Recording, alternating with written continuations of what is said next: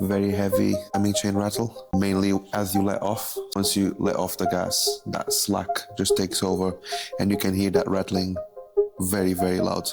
What we believe the cause to be is that the guides, the plastic guides, are snapped inside of the engine, so we're gonna have to do the timing chain. Anyway, so now that I started already stripping all of this, let's just get this out and let's see if my diagnostics was correct.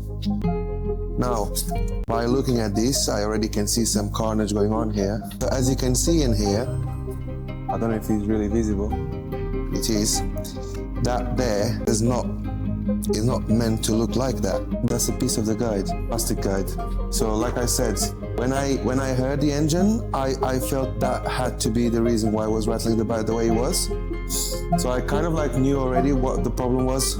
Now here on top of the table, let's have a look at exactly what's going on. We can show exactly what's happened there and the reasons behind it. You see there, one tooth missing, another tooth missing. And the reason why this one is gone, I believe, is because this is gone.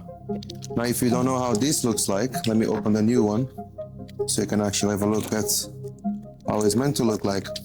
Now, if you think about it, it's missing this whole metal plate from here and also the whole plastic holds in with the new.